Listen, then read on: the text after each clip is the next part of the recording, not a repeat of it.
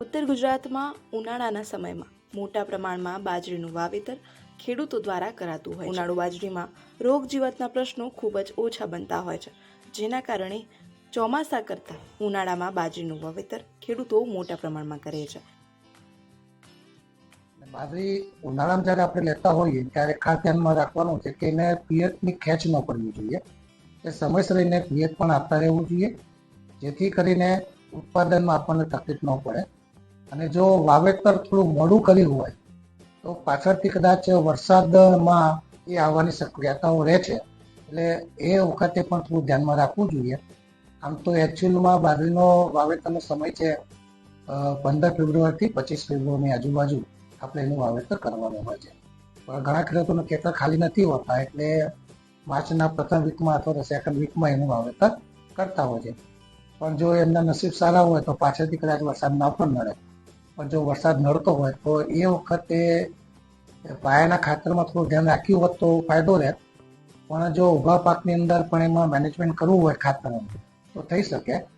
બીજા કે ત્રીજા પિયતે જો એની અંદર એક વીઘે 20 થી 25 કિલો પોટાશ આપી દેવામાં આવે તો પણ એમાં પાછળથી એને જે પણ તકલીફ પડતી હોય તકલીફમાંથી એને ઉગાડી શકાય.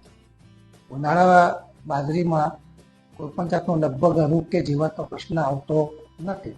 તો કંઈ પણ એવું કોઈ રોગ કે જીવાતનો અસર દેખાય અને સામ્ય માત્રા વટાવી દીધેલું હોય તો એમાં જંતુનાશક દવાઓનો છંટકાવ કરવો જોઈએ. ધન્યવાદ.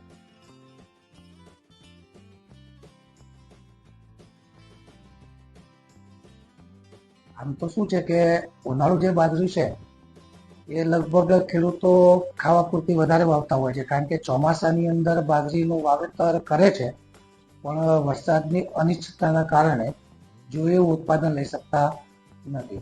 અને એમાં રોગ જીવાતનું પ્રમાણ પણ ચોમાસાની અંદર થોડું વધારે હતું. ખેડૂતો જે ચોમાસાની જગ્યાએ જો ઉનાળામાં વાવેતર કરે તો એમને ઉત્પાદનમાં સારામાં સારો ફાયદો થતો હોય છે અને રોગ જીવાતમાં પણ એમાં એટલું બધું નુકસાની આવતી નથી. એટલે જો વાત કરતા હોય તો જે ચોમાસું બાજરીનું જે ઉત્પાદન થતું હોય 15 થી 20 મણનું વીઘાની અંદર, એની જગ્યાએ અહીંયા 30 થી 35 મણનો ઉતારો આપણે આરામથી લઈ શકતા હોઈએ છીએ.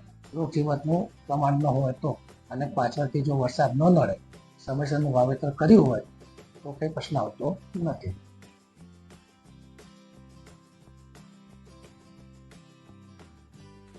આવી જ રીતે પિયત અને ખાતર વ્યવસ્થાપનમાં ધ્યાન આપીને ખેડૂતો એક વીઘામાં 30 થી 35 મણ બાજરીનું ઉત્પાદન લઈ શકે છે.